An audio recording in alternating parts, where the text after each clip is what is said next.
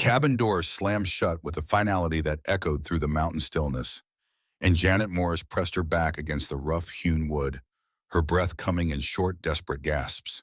Blood trickled from the corner of her mouth where his fist had found its mark one final time, and her left eye was already swelling shut.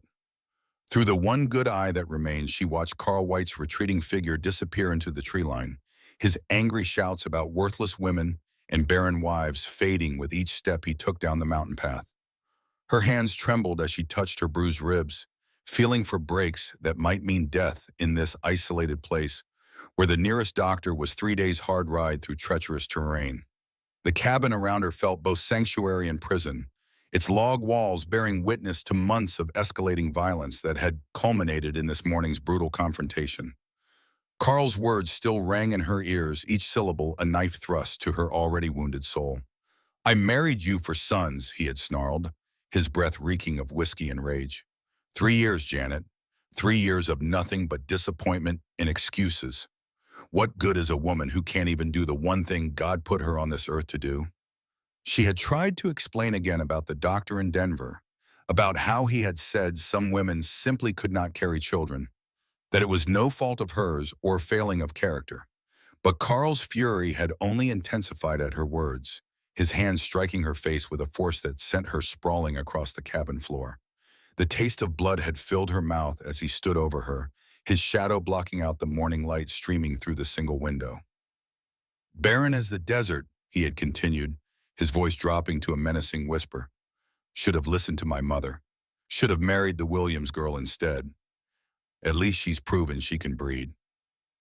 Now, alone in the aftermath of his departure, Janet allowed herself to truly feel the weight of her situation. Winter was approaching fast in these Colorado mountains, and Carl had taken both horses when he left. The nearest settlement was Copper Ridge, a hard day's walk even for someone in good health, and she was far from that.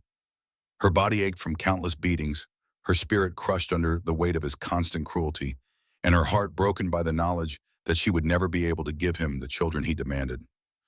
The fire in the stone hearth had burned down to glowing embers, and she forced herself to move despite the pain. Survival meant keeping warm, and warmth meant tending the fire. As she knelt before the hearth, feeding small pieces of kindling to the dying flames, she caught sight of her reflection in the blackened iron of the fire tools. The woman staring back at her was barely recognizable as the hopeful bride who had come to this mountain 3 years ago. Her dark hair, once lustrous and carefully braided, now hung in lank strands around a face mapped with bruises both old and new. Her brown eyes, which had once sparkled with dreams of building a life in this beautiful but harsh landscape, now held only the dull sheen of resignation. She was 26 years old and felt ancient, worn down by the relentless cycle of hope and disappointment that had defined her marriage to Carl White. Before we see how this ends, tell us where you're watching from and hype this video in the comments. The sound of approaching hoofbeats made her freeze, her heart hammering against her ribs. Had Carl returned already? Had his anger cooled enough for him to come back and finish what he had started? She crept to the window, staying low and out of sight as she peered through the glass. What she saw made her breath catch in her throat. A lone rider was approaching the cabin, but it was not Carl. This man was taller, broader through the shoulders, with dark hair that caught the afternoon sunlight. He rode with the easy confidence of someone completely at home in the wilderness, his movements fluid and natural as he guided his horse up the rocky path. Even from a distance, she could see that he was armed, a rifle resting across his saddle and a pistol at his hip. Janet's first instinct was to hide, to pretend no one was home and hope the stranger would pass by without stopping. But as the rider drew closer, she realized he was heading directly for the cabin with the purposeful gait of someone who knew exactly where he was going. Panic fluttered in her chest as she tried to think of what to do. She was alone, injured, and completely defenseless if this man meant her harm. The rider reined in his horse about 20 feet from the cabin door and sat quietly for a long moment, his eyes scanning the building and the surrounding area with the careful attention of someone accustomed to danger. When he finally spoke, his voice carried easily across the distance, deep and measured and surprisingly gentle. "Mrs. White, I'm Noah Rodriguez. I was hoping to speak with your husband about some business, but I see his horses are gone." Janet remained frozen at the window, unsure how to respond. The man's voice held no threat, but she had learned not to trust appearances when it came to men. Carl had seemed charming and respectful during their brief courtship, only revealing his true nature after the wedding vows had been spoken, and she was trapped in this isolated place. "Ma'am," Noah called again, and this time she heard genuine concern in his tone. "I can see smoke from your chimney, so I know someone's home. Are you all right in there?" Something in his voice, a quality of patient kindness that she had not heard from a man in so long, made her decision for tear. She moved away from the window and approached the door, her hand resting on the heavy wooden bar that secured it from the inside. "My husband isn't here," she called through the door, her voice hoarse from crying and shouting. "He's gone to town and won't be back for some time." There was a pause, and she could hear the soft creak of leather as the man shifted in his saddle. "Ma'am, I don't mean to be forward, but you sound like you might be hurt. Do you need help?" The kindness in his words nearly broke her resolve. When was the last time someone had asked if she needed help? When had anyone shown her even the smallest measure of concern for her well-being? Tears threatened to spill over, but she forced them back, knowing that crying would only make her voice more obviously distressed. "I'm fine," she lied, the words feeling like dust in her mouth. "Just tired is all. You can find my husband in Copper Ridge if your business is urgent." Another long pause, and she could hear his horse moving, the hoofbeats circling around toward the side of the cabin where the kitchen window faced. Her heart sank as she realized he was trying to get a look at her to assess the situation for himself. She pressed herself against the wall beside the door, hoping to remain out of sight. "Mrs. White," Noah's voice came from closer now, probably near the kitchen window. "I've been tracking through these mountains for the better part of 2 weeks, and I know the signs of trouble when I see them. Your husband's tracks lead down the mountain at a full gallop, like he was running from something or running to something urgent. There are signs of a struggle around your cabin, and now you won't come to the door or show yourself at the window. That tells me you're either hurt or scared, and either way, I can't, in good conscience, ride away without making sure you're safe." Janet closed her eyes, feeling cornered and exposed despite the solid walls around her. This stranger was too observant, too persistent, and far too kind for her to maintain her pretense of being fine. But what choice did she have? If she let him see her current state, word would spread through the territory that Carl White couldn't control his own wife, that she was damaged goods, who couldn't even fulfill her basic duties as a woman. The shame would follow them both wherever they went. "Please," she said, her voice barely above a whisper. "Just go. I don't need help, and I don't want any trouble." "Ma'am, I give you my word that I mean you no harm. I'm just a man trying to do right by a neighbor in need. Will you at least let me see that you're truly all right? Then I'll leave you in peace if that's what you want." The genuine concern in his voice was her undoing. Slowly, with hands that shook from both fear and desperate hope, she lifted the wooden bar and opened the door just wide enough to peer out with her one good eye.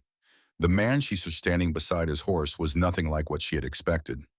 Noah Rodriguez was indeed tall and broad-shouldered, but there was nothing threatening in his posture or expression. His dark eyes were filled with compassion rather than calculation, and his weathered face spoke of years spent outdoors in honest work rather than the soft dissipation she had grown accustomed to seeing in Carl's features. He was clean-shaven and well-kept despite obviously having been on the trail for days, and his clothes, while practical and worn, were clean and well-maintained. When he saw her face through the crack in the door, his expression shifted from concern to barely controlled anger. Not anger at her, she realized with surprise, but anger on her behalf. His jaw tightened and his hands clenched at his sides. But his voice remained gentle when he spoke. "Jesus Christ," he breathed, then immediately looked stricken. "Forgive my language, ma'am, but what happened to you?" Janet's instinct was to lie, to make excuses, to protect Carl despite everything he had done to her. It was what she had always done, what she had been trained to do through 3 years of isolation and abuse. A wife's duty was to protect her husband's reputation, even at the cost of her own safety and dignity. But looking into Noah Rodriguez's kind eyes, she found she could not summon the energy for another deception. I fell, she said automatically, the lie coming as easily as breathing after so much practice. Down the porch steps, clumsy of me. Noah's expression told her he did not believe a word of it, but he did not challenge her directly. Instead, he took a step closer to the door, his movements slow and non-threatening, like someone approaching a wounded animal. That must have been quite a fall to cause injuries like that, he said carefully. Have you had anyone look at them? Make sure nothing's broken? I'm fine, she repeated. But even as the words left her mouth, a wave of dizziness swept over her, forcing her to grip the doorframe for support. The movement sent fresh pain shooting through her ribs, and she could not quite suppress a small gasp. Noah was beside her in an instant, his strong hands steadying her as she swayed. Easy there, he murmured, his touch gentle but firm. When's the last time you ate something? Or had water? The simple human kindness of his concern was overwhelming. Janet felt tears spilling down her cheeks before she could stop them, and once they started, she could not make them stop. 3 years of suppressed grief and fear and loneliness came pouring out of her in great, heaving sobs that shook her entire body. Noah did not try to shush her or tell her to stop crying. Instead, he simply held her steady and let her weep, his presence solid and reassuring in a way she had forgotten was possible. When the worst of the storm had passed, he helped her back into the cabin and settled her in the wooden chair beside the fire. I'm going to tend to my horse and then come back to check on you proper, he said, his tone leaving no room for argument. Don't try to do anything while I'm gone. Just rest. Janet wanted to protest, to tell him she did not need his help, but the words would not come. She was exhausted in a way that went far deeper than physical tiredness, worn down to her very bones by the constant stress of living in fear. When Noah returned a few minutes later, carrying his saddlebags, she did not have the strength to object. He moved around the cabin with quiet efficiency, building up the fire and putting water on to boil. From his bags, he produced supplies that spoke of a man accustomed to taking care of himself and others in rough conditions. Clean cloth for bandages, a small bottle of whiskey for cleaning wounds, dried meat and hardtack for sustenance, and even a small tin of salve that smelled of herbs and healing. I'm not a doctor, he said as he knelt beside her chair, but I've patched up enough men on the trail to know what needs doing. Will you let me take a look at those injuries? Janet nodded, too tired to maintain her pretense any longer. Noah's touch was impossibly gentle as he examined her face and hands, his fingers careful and respectful as he assessed the damage Carl had inflicted. When he reached for the buttons of her dress to check her ribs, she flinched instinctively. I won't hurt you, he said quietly, his eyes meeting hers with steady sincerity. And I won't do anything you're not comfortable with. But if those ribs are broken, you could be in real danger, especially alone up here. She nodded again, and he proceeded with the same careful respect he had shown throughout. His examination was thorough but professional, his touch clinical rather than personal. When he was finished, he sat back on his heels with a relieved expression. Nothing broken that I can tell, he reported, but you're going to be sore for a good while. These bruises are fresh, probably from this morning. The older ones are healing well enough, which tells me you know how to take care of yourself when you're allowed to. The implication in his words was clear, and Janet felt her cheeks burn with shame. He knew, somehow, this stranger had looked at her and seen the truth she had been trying so hard to hide. She was a failure as a wife, a woman who could not even maintain peace in her own home. It's not his fault, she said quickly, the words tumbling over each other in her haste to explain. I make him angry sometimes. I don't mean to, but I do, and I can't give him children, which is what he married me for. Any man would be frustrated with a wife like me. Noah's hands stilled on the bandage he was preparing, and when he looked up at her, his eyes were blazing with an anger that made her shrink back in her chair. But when he spoke, his voice remained calm and controlled. Ma'am, I want you to listen to me very carefully. There is nothing, and I mean nothing, that you could do or say or fail to do that would justify a man laying hands on you in anger. A real man protects what's his, especially his wife. He doesn't beat her bloody and then abandon her alone on a mountain. The conviction in Noah's voice was unlike anything Janet had ever heard. He spoke with the absolute certainty of someone stating a fundamental truth, as unshakable as the mountains themselves.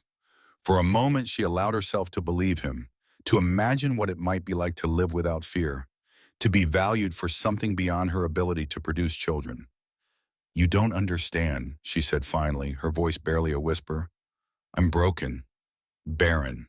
The doctor in Denver said I'll never be able to carry a child to term.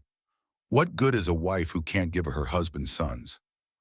Noah finished securing the bandage around her wrist before answering, his movements deliberate and sure. When he finally spoke, his words carried a weight that seemed to settle deep in her chest. "A woman's worth isn't measured by her ability to bear children," he said firmly, "and any man who thinks it is doesn't deserve to call himself a husband. You're not broken, Mrs. White. You're hurt, and there's a difference." He stood and moved to the stove where the water he had set to boil was beginning to steam. As he prepared a simple meal from his supplies, he continued talking, his voice filling the cabin with a warmth that had nothing to do with the fire. "I've spent most of my adult life in these mountains," he said, cutting dried meat into small pieces and adding them to the pot. "Hunting, trapping, guiding folks through the passes when they need it. I've seen a lot of different kinds of people, and I've learned that the measure of a person isn't what they can do for others, but how they treat others when they have the power to choose." Janet watched him work, mesmerized by the easy competence of his movements. When was the last time someone had cooked for her? When had anyone shown her such simple, practical kindness without expecting anything in return? "Your husband chose to hurt you," Noah continued, stirring the pot with a wooden spoon he had produced from his pack. "That tells me everything I need to know about his character. The fact that you're sitting here making excuses for him tells me everything I need to know about yours." "You think I'm weak," Janet said, the words coming out more bitter than she had intended. "A strong woman would have fought back, would have left." Noah turned from the stove to look at her directly, and the expression on his face was so gentle it made her chest ache. "I think you are one of the strongest people I've ever met. It takes incredible strength to survive what you've been through and still have enough compassion left to worry about protecting the man who hurt you." The simple validation of her struggle was almost too much to bear. Janet felt fresh tears threatening, but these were different from the desperate sobs that had overtaken her earlier. These tears came from a place of recognition, of being truly seen for the first time in years. "I don't know how to leave," she admitted, the words feeling like a confession. "I have nowhere to go, no money of my own, no family who would take me in. And even if I did, what kind of life could I have? A divorced woman, barren and used up. Who would want someone like me?" Noah ladled the simple stew into a wooden bowl and brought it to her, his expression thoughtful. "Maybe the question isn't who would want you," he said as he placed the bowl in her hands. "Maybe the question is what you want for yourself." The stew was simple but nourishing, flavored with herbs she did not recognize, but that tasted of wilderness and freedom. As she ate, Noah settled into the chair across from her, his own bowl balanced on his knee. The silence between them was comfortable, filled with the crackling of the fire and the distant sound of wind in the pines outside. "What kind of business did you have with Carl?" Janet asked eventually, curiosity overcoming her caution. Noah's expression darkened slightly. "I've been tracking a group of men who've been rustling cattle from the ranches down in the valley. The trail led up this way, and I heard in town that your husband might have seen something. But now that I'm here, I'm wondering if maybe he was involved in more than just witnessing." The implication hit Janet like a physical blow. "You think Carl is stealing cattle?" "I think your husband left here in a hurry this morning, and his tracks join up with the ones I've been following. That could be coincidence, but in my experience, there aren't many coincidences in country like this." Janet set down her spoon, her appetite suddenly gone. If Carl was involved in cattle rustling, it would explain his frequent absences, his mysterious sources of income, and his increasing paranoia and violence. It would also mean that she was in even more danger than she had realized. "If he's involved with rustlers," she said slowly, "and you're tracking them, then you're some kind of lawman." Noah nodded. "Federal marshal. I've been working this case for the better part of 3 months. The rustlers have been getting bolder, taking larger herds, And there's been talk that they're planning something big, something that could get a lot of people hurt. The revelation that Noah was a federal marshal should have frightened Janet, but instead she felt a strange sense of relief. Here was someone with the authority and ability to help her, someone who understood the law and could protect her from Carl's increasingly erratic behavior. But even as hope flickered in her chest, reality crashed down around her. "You can't arrest him based on tracks alone," she said, her voice flat with resignation. "And even if you could, what happens to me? If Carl goes to prison, I'll be left with nothing. No home, no means of support, no protection from his friends and family who will blame me for his downfall." Noah leaned forward in his chair, his elbows resting on his knees as he studied her face. "What if I told you there might be another option? A way for you to start over somewhere new with enough money to support yourself while you figure out what comes next?" "I'd say you were either lying or crazy," Janet replied, but there was a flicker of interest in her voice despite her words. "Men like you don't help women like me without expecting something in return." "Women like you?" Noah's eyebrows rose. "You mean strong, intelligent, resourceful women who've been dealt a hard hand but haven't given up fighting?" Janet laughed, but there was no humor in the sound. "I mean damaged women, broken women, women who can't give a man what he needs most." Noah was quiet for a long moment, his dark eyes never leaving her face. When he finally spoke, his voice was so soft she had to strain in to hear him. "What if I told you that what I need most has nothing to do with children? What if I told you that I've been alone in these mountains for so long that I'd forgotten what it felt like to sit by a fire with someone who understood what it meant to survive against the odds?" Janet's heart began to beat faster, but she forced herself to remain skeptical. "You don't know me. You don't know what I've done, what I've allowed to happen to me, so you don't know how weak I really am. I know you've survived 3 years of hell and still have enough kindness left to offer a stranger food and shelter," Noah said firmly. "I know you've been beaten down but haven't broken.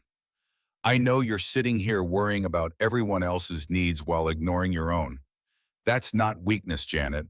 That's grace under pressure." The use of her first name sent a shiver through her that had nothing to do with the cold.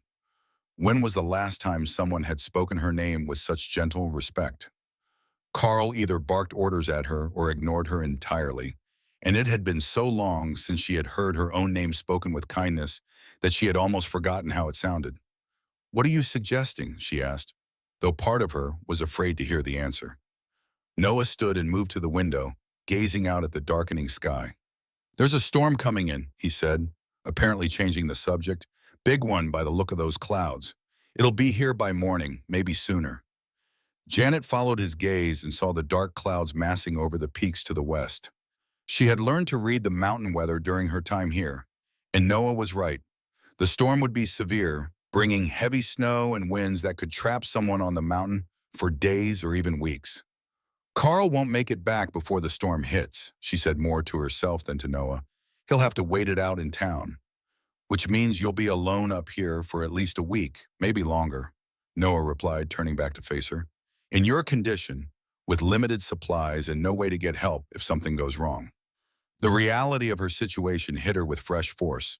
She was injured, isolated, and completely dependent on her own resources to survive what could be a life-threatening storm. Without Carl's hunting skills and knowledge of the mountain, she would be lucky to last 3 days if the weather turned truly brutal. "I'll manage," she said, but the words sounded hollow even to her own ears. Noah returned to his chair and leaned forward again, his expression intense. "Janet, I want you to listen to me very carefully. I'm going to make you an offer, and I want you to think about it seriously before you answer." She nodded, not trusting her voice to remain steady. "Come with me," he said simply. "Leave this place, leave this life, and let me help you start over somewhere new. I have contacts in Denver, people who can help you find work and a place to live. You're shy, smart, and capable, and with a little time to heal, you could build a good life for yourself." "And what would you expect in return?" Janet asked, though she was surprised to find that she was genuinely considering his offer rather than immediately dismissing it. "Nothing you're not willing to give," Noah replied without hesitation. I'm not looking for a replacement wife or a woman to take care of me. I'm offering to help because it's the right thing to do, and because I believe you deserve better than what you've had." Janet stared into the fire, her mind racing. The offer was tempting, more tempting than she wanted to admit, but the practical considerations were overwhelming. She had no legal right to leave her husband, no claim to any of their shared property, and no guarantee that Carl would not come after her if she tried to escape. "He'd find me," she said finally. "Carl has friends, connections. He'd track me down and bring me back, and then things would be even worse than they are now." "Not if he was in federal prison for cattle rustling," Noah said quietly. The implication of Noah's words hung in the air between them like smoke from the fire. Janet stared at him, her mind struggling to process what he was suggesting. "You want me to help you build a case against my husband?" she said slowly, the words feeling strange on her tongue. "I want you to tell me the truth about what you've seen and heard," Noah replied. "About his comings and goings, his associates, any conversations you might have overheard. Information that could help me stop a group of men who are stealing from honest ranchers and threatening the livelihoods of entire families." Janet thought about the nights Carl had come home late, his clothes smelling of sweat and horses and fear. The hushed conversations he had held with rough-looking men who visited the cabin at odd hours. The sudden influxes of cash that he could never adequately explain. She had trained herself not to ask questions, not to show curiosity about his business, but she had eyes and ears and a mind that could not help but notice patterns. "If I help you," she said carefully, "and if you manage to arrest Carl and his associates, what happens to me then? I'll be a widow with no means of support and a reputation as a woman who betrayed her husband to the law." Noah's expression grew thoughtful. "There are programs for people who help federal investigations, relocation assistance, financial support, while you establish yourself in a new place. It wouldn't be luxury, but it would be enough to give you a real chance at independence. And if I don't help you, if I choose to stay here and wait for Carl to come back, then I'll respect your decision and leave you in peace," Noah said simply. "But I'll also worry about you every day for the rest of my life, knowing that I had a chance to help you escape this situation and failed to convince you to take it." The sincerity in his voice was unmistakable, and Janet felt something shift inside her chest. When was the last time someone had worried about her well-being? When had anyone cared enough about her future to offer genuine help without expecting something in return? "I need time to think," she said finally. Noah nodded. "The storm won't hit until tomorrow morning at the earliest. That gives us tonight to talk through the details, and you can make your decision when you're ready." As if summoned by his words, the wind outside began to pick up, rattling the windows and sending a downdraft down the chimney that made the fire flicker and dance. Janet pulled her shawl tighter around her shoulders, suddenly aware of how vulnerable she was in this isolated place. "Tell me about the rustlers," she said, surprising herself with her boldness. "What exactly have they been doing?" Noah settled back in his chair, apparently relieved that she was willing to engage with the subject. "It started small, just a few head of cattle missing here and there from the outlying ranches, easy to write off as strays or natural predation. But over the past 6 months, entire herds have been disappearing. Professional operations, well-planned and expertly executed. How many men are involved? At least 6, maybe as many as 10. They work in small groups, hitting different ranches on the same night to maximize their take and minimize their chances of being caught. They know the country well, know which ranches are poorly guarded and which routes to take to avoid the main roads." Janet thought about the men who had visited the cabin, trying to remember details about their appearance and behavior. "Carl has had visitors," she said slowly. "Men I didn't recognize, usually late at night. They never stayed long, and they always seemed nervous, like they were watching for someone to follow them." "How often?" "Once or twice a month, maybe more. I tried not to pay attention, but it was hard to ignore when they came so late and left so quickly." Noah leaned forward, his interest clearly piqued. "Can you describe any of them?" Janet closed her eyes, trying to recall faces she had glimpsed only briefly in lamplight. One was tall and thin, with a scar across his left cheek. Another was shorter but broad through the chest, with red hair and a beard. There was a younger, Man, maybe in his 20s, who always seemed to defer to the others. Those descriptions match 3 men I've been tracking, Noah said with satisfaction. If Carl has been meeting with them regularly, he's definitely involved in their operation. But involved how? Janet asked. Carl isn't a cattleman. He doesn't know anything about herding or branding or any of the things rustlers would need to know. He knows these mountains better than almost anyone, Noah replied. He knows the hidden trails, the places where stolen cattle could be held without being discovered, the routes that would allow rustlers to move herds without being seen. That kind of local knowledge is invaluable to an operation like this. The pieces were falling into place, and Janet felt a mixture of fear and anger building in her chest. Carl had been using their isolated cabin as a meeting place for criminals, putting her in danger without her knowledge or consent. How many times had she been alone in the cabin with men who would not hesitate to kill her if she became a threat to their operation? There's something else, she said, her voice barely above a whisper. Carl has been talking about leaving, about selling the cabin and moving somewhere warmer. He said he was tired of the mountain winters, but now I'm wondering if he was planning to disappear before you could catch up with him. Noah's expression grew grim. When did these conversations start? A few weeks ago, maybe a month? He seemed agitated, more violent than usual. I thought it was because he was frustrated with me, with our marriage, but maybe he was worried about getting caught. The rustlers hit the Morrison Ranch 2 weeks ago, Noah said thoughtfully. Took nearly 200 head of prime beef cattle. It was their biggest score yet, and it would have brought a lot of attention from law enforcement. If Carl was getting nervous, that timing would make sense. Janet stood and moved to the window, gazing out at the darkening landscape. The wind was stronger now, bending the trees and sending clouds of dust and debris swirling around the cabin.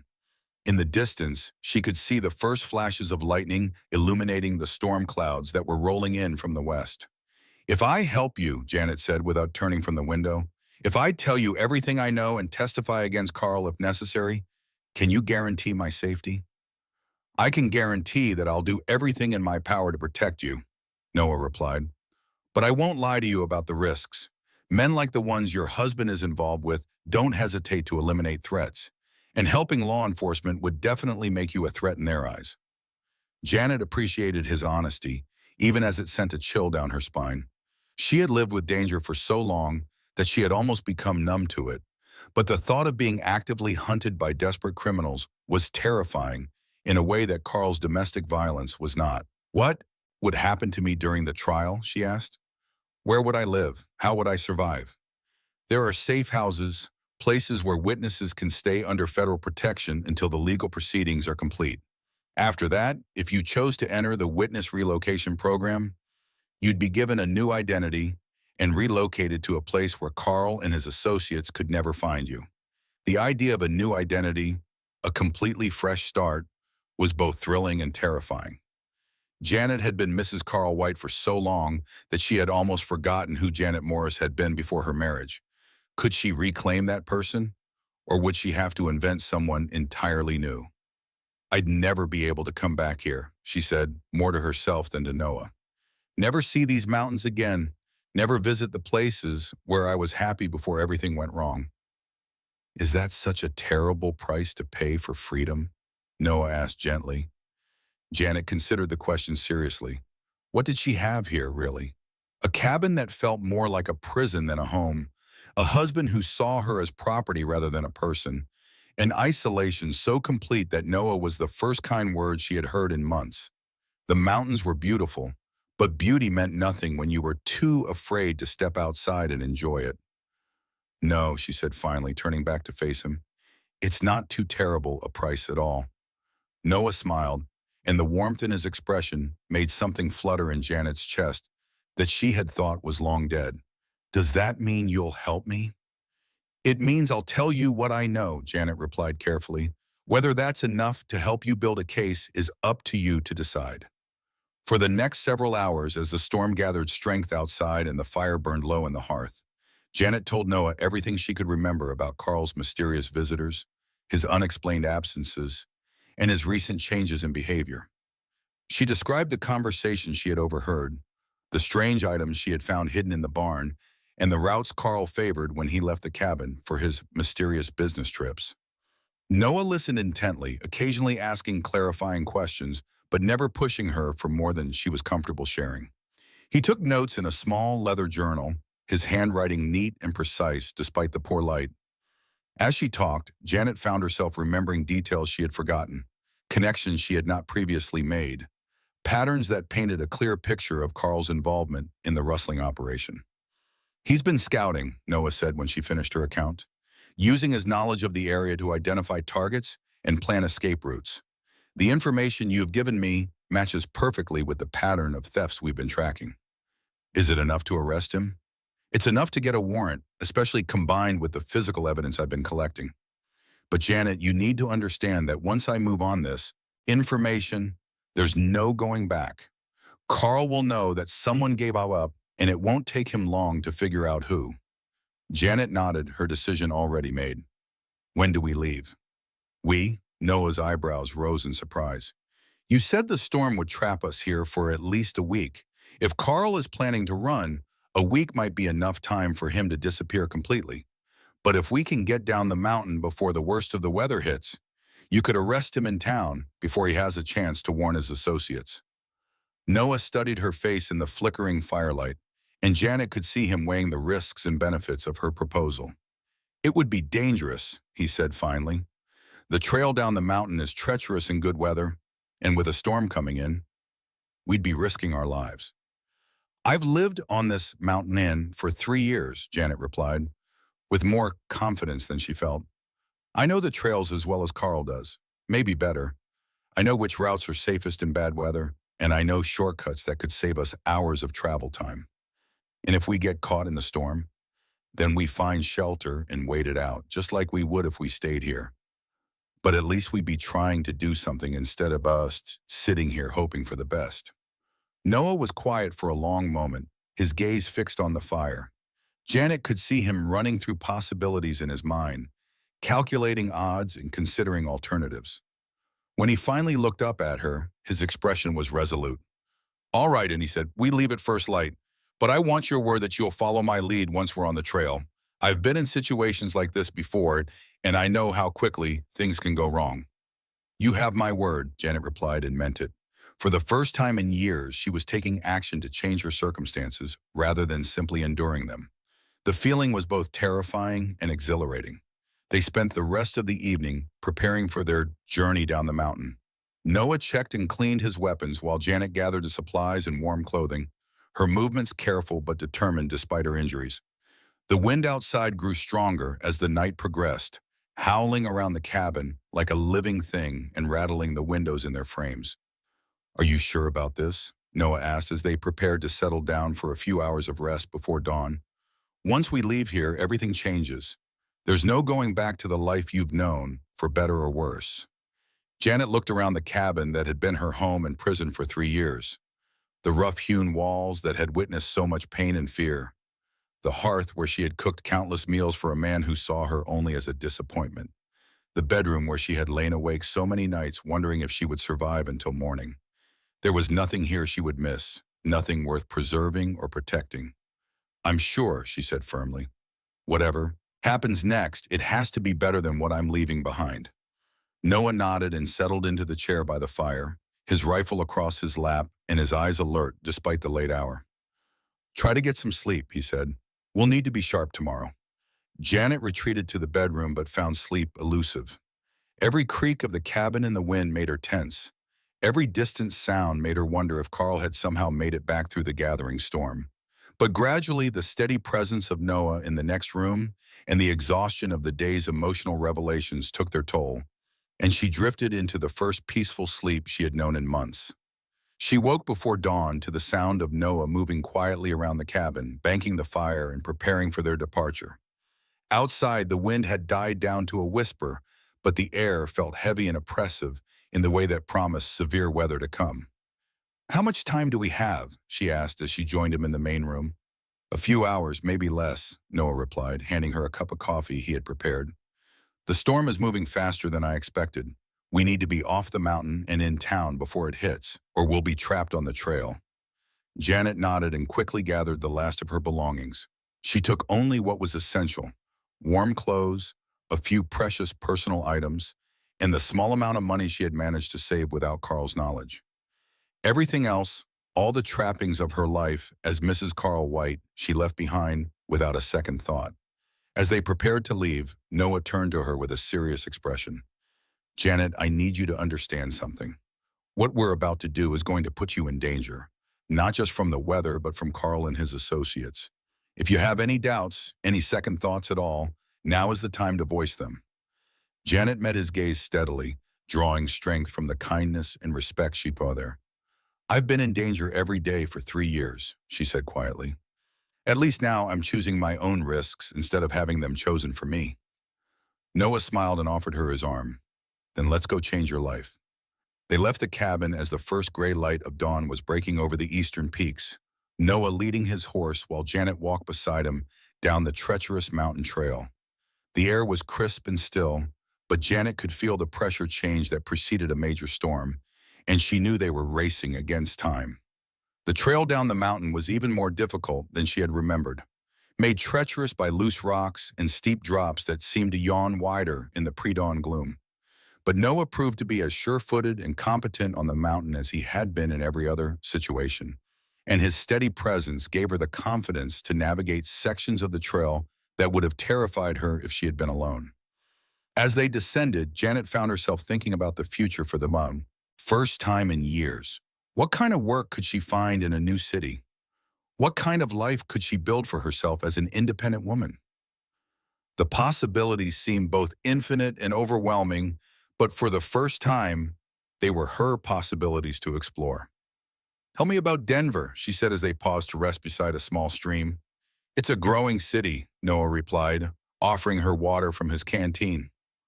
"Lots of opportunities for someone willing to work hard. There are businesses that need clerks and bookkeepers, families that need housekeepers and governesses, shops that need seamstresses and saleswomen. A woman with your intelligence and determination could do well there." "And you?" Janet asked, surprising herself with her boldness. "What will you do after this case is closed?" Noah was quiet for a moment, his gaze fixed on the distant peaks. "I've been thinking about that a lot lately," he said finally. "I've spent so many years chasing criminals through these mountains that I've forgotten what it's like to have a home, a place to belong. Maybe it's time I found out." There was something in his tone that made Janet's heart skip, but she did not dare to hope for too much. Whatever attraction might exist between them, it was born of crisis and desperation, and she could not be sure it would survive in the normal world beyond the mountains. They had been walking for nearly 3 hours when the first snowflakes began to fall, large and wet and clinging to their clothes and hair. The storm was catching up with them faster than Noah had predicted, and Janet could see the concern in his expression as he scanned the darkening sky. "How much farther to town?" he asked, his voice tight with worry. "Another 2 hours at least," Janet replied, pulling her shawl tighter around her shoulders. "Maybe longer if the snow gets heavy." Noah cursed under his breath and quickened their pace. The trail ahead wound through a series of switchbacks that would provide some shelter from the wind, but would also slow their progress significantly. They were caught between the need for speed and the need for caution, and Janet could see Noah calculating their odds with each step they took. The snow began falling more heavily, reducing visibility and making the already treacherous trail even more dangerous. Janet's feet were numb with cold despite her heavy boots, and she could feel her strength beginning to flag as the adrenaline of their escape wore off and the reality of their situation set in. "There's a shelter about half a mile ahead," she said, her breath coming in short puffs in the cold air. "An old mining cabin that hunters sometimes use. We could wait out the worst of the storm there." Noah shook his head firmly. "If we stop now, we might not make it to town before Carl realizes what's happened and runs. We have to keep moving." But even as he spoke, the wind began to pick up again, driving the snow horizontally across the trail and making it almost impossible to see more than a few feet ahead. Janet stumbled on a loose rock and would have fallen if Noah had not caught her arm, his grip strong and reassuring even through the thick fabric of her coat. "This is getting too dangerous," he said, his voice barely audible over the howling wind. "Show me this shelter you mentioned." Janet nodded gratefully and led him off the main trail onto a smaller path that wound through a grove of pine trees. The shelter from the trees was immediate and blessed, reducing the wind to a whisper and allowing them to see clearly for the first time in an hour. The mining cabin was exactly as she remembered it, small and rough but solidly built, with a stone chimney and shuttered windows that would keep out the worst of the weather. Noah pushed open the heavy wooden door and peered inside, his hand resting on the butt of his pistol. "Empty," he reported, stepping aside to let her enter. "Looks like it hasn't been used in months." The interior of the cabin was sparse but functional, with a stone fireplace, a rough wooden table, and a single narrow bed covered with old blankets that smelled of pine and wood smoke. Noah immediately set about building a fire while Janet explored the small space, looking for anything they might be able to use. "There's some canned food here," she called from a small pantry area. "And coffee, if you can believe it. Someone left supplies for the next traveler." "Mountain hospitality," Noah said with a smile as he coaxed the fire to life. "People up here understand that sometimes the difference between life and death is a warm place to wait out a storm." As the fire began to warm the small cabin, Janet felt some of the tension leave her shoulders. They were safe for the moment, sheltered from the storm, and hidden from anyone who might be following them. For the first time since Noah had arrived at her cabin, she allowed herself to truly relax. "How long do you think the storm will last?" she asked, settling into a chair near the fire. "Hard to say," Noah replied, joining her by the hearth. "Could be a few hours, could be a day or more. Mountain weather is unpredictable, especially this time of year." Janet nodded, trying not to think about what Carl might be doing in town, whether he was already planning his escape or still unaware that his world was about to come crashing down around him. There was nothing she could do about it now except wait and hope that they would be able to reach civilization before it was too late. "Noah," she said suddenly, the question that had been nagging at her finally demanding to be voiced. "Why are you really helping me? I mean, I understand about the rustling case, but you could have gotten that information without offering to help me escape. Why risk your career and your safety for someone you barely know?" Noah stared into the fire for a long moment before answering, his expression thoughtful and slightly sad. "Because I know what it's like to be trapped," he said finally. "Maybe not in the same way you were, but trapped nonetheless. I've spent the last 10 years of my life chasing criminals through these mountains, never staying in one place long enough to form real connections, never allowing myself to care about anything beyond the next case." He paused, his gaze shifting to meet hers. "When I saw what your husband had done to you, when I saw the way you were willing to sacrifice yourself to protect him despite everything he had put you through, I realized that I had been living the same kind of half-life you were. Different circumstances, but the same result. We were both prisoners, Janet. The only difference was that your bars were visible." Janet felt tears prick at the corners of her eyes, not from sadness, but from the overwhelming relief of being truly understood. "And now? Now I think maybe we both have a chance to find out what freedom really looks like," Noah said softly, "if we're brave enough to take it." The storm raged outside their small shelter for the rest of the day and well into the night, the wind howling like a living thing and the snow piling up against the windows until they could no longer see out. But inside the cabin, warmed by the fire and sustained by the simple food they had found, Janet felt safer than she had in years. They talked through the long hours of waiting, sharing stories of their pasts and their hopes for the future. Noah told her about his childhood in Texas, his decision to become a lawman after his father was killed by outlaws, and the lonely years he had spent tracking criminals through some of the most dangerous territory in the country. Janet found herself opening up about her life before Carl, her dreams of teaching school and maybe writing books, the gradual erosion of her self-worth under the constant barrage of her husband's criticism and violence. "You could still teach," Noah said when she mentioned her abandoned dream. "There are schools in Denver that need qualified instructors, especially women who can serve as examples for their female students." "I never finished my own education," Janet replied with a rueful smile. "I married Carl when I was 23, and I'd been working as a seamstress to support myself since I was 18. I have no formal credentials, no certificates or references. You have intelligence and compassion and strength, Noah countered.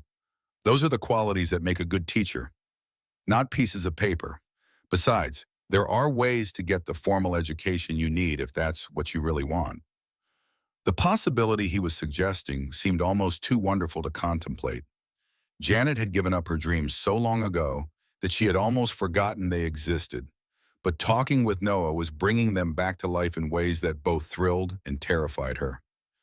"What about you?" she asked. "What will you do when you're no longer chasing criminals through the wilderness?" Noah smiled, and there was something in his expression that made her heart race. "I've been thinking about that more and more lately. Maybe it's time I found a place to settle down. A community where I could use my skills to help people in ways that don't involve tracking and arresting them." "Like what?"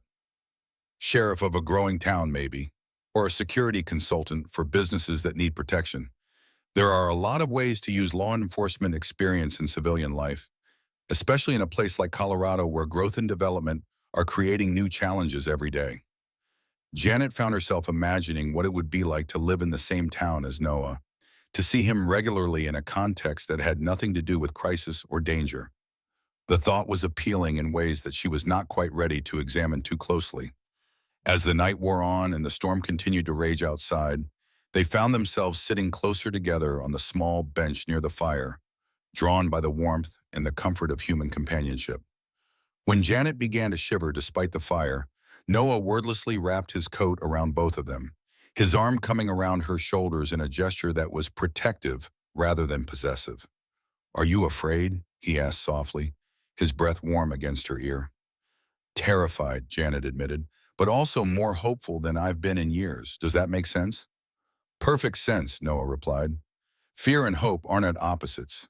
They're both ways of caring about the future, of believing that what happens next matters." Janet leaned into his warmth, allowing herself to feel safe for perhaps the first time in her adult life. Whatever tomorrow brought, whatever dangers or challenges lay ahead, she would face them as a free woman making her own choices. That knowledge gave her a strength she had not known she possessed. The storm finally began to abate in the early hours of the morning, the wind dying down to a whisper and the snow tapering off to occasional flurries. Noah was the first to notice the change, his lawman's instincts alert even in the peaceful atmosphere of their shelter. "It's clearing," he said, gently disentangling himself from their shared warmth and moving to peer out the window. "We should be able to make it to town within a few hours if we leave now." Janet nodded, though part of her was reluctant to leave the safety and intimacy of the cabin. Here, in this small space removed from the world, she had discovered parts of herself she had thought were lost forever. But she knew that real freedom lay beyond these walls, in the choices and challenges that awaited them in the larger world.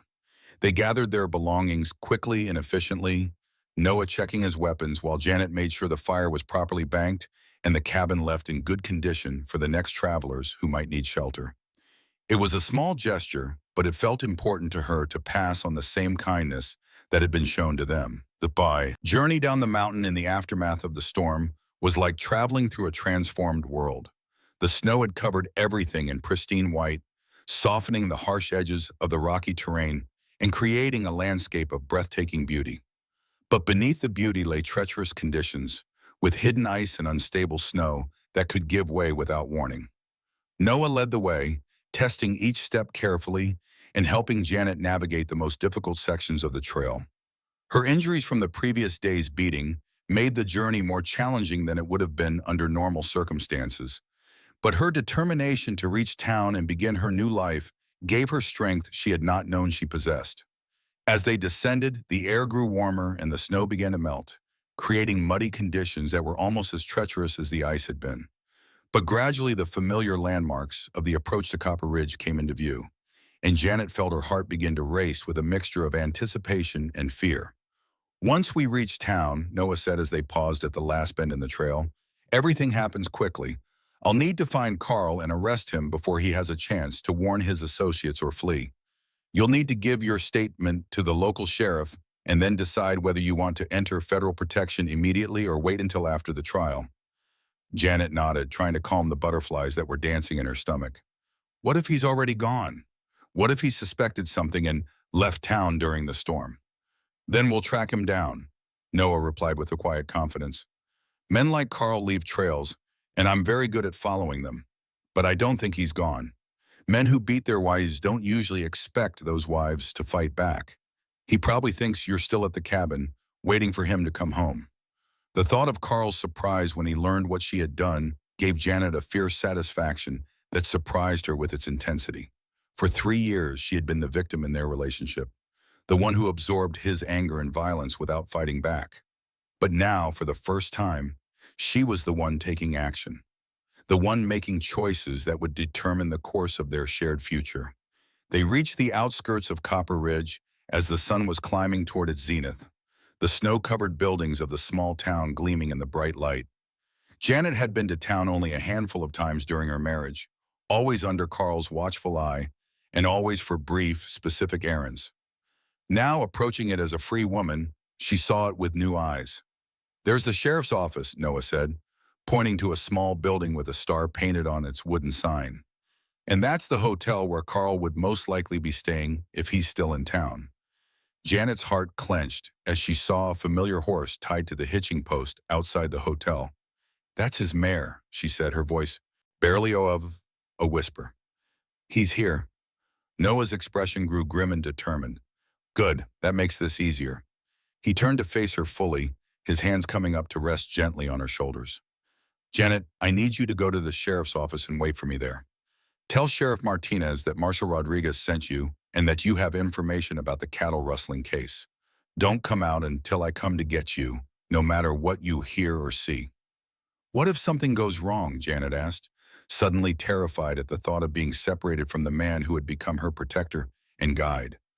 "What if Carl fights back? Or what if his associates are with him?" "Then I'll handle it," Noah said firmly. "This is what I do, Janet. I've been arresting dangerous men for 10 years, and I'm very good at it. But I need to know that you're safe so I can focus on what needs to be done." Janet nodded, though every instinct screamed at her to stay by his side.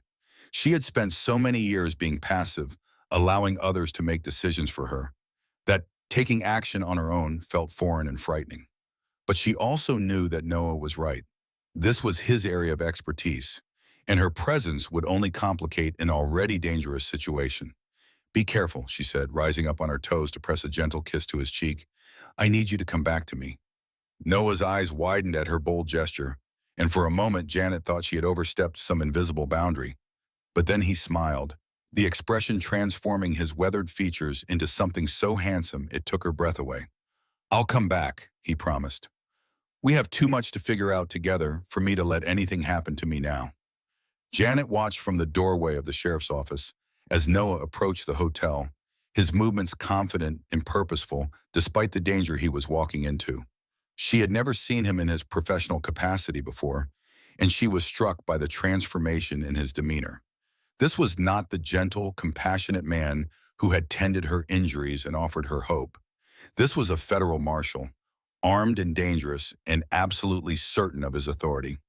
The confrontation, when it came, was surprisingly brief. Janet heard raised voices from inside the hotel, then the sound of scuffling and something heavy hitting the floor. A few minutes later, Noah emerged with Carl in handcuffs, the man who had terrorized her for 3 years, looking smaller and more pathetic than she had ever seen him. Carl's eyes found hers through the window of the sheriff's office, and for a moment she saw the rage and betrayal that she had expected.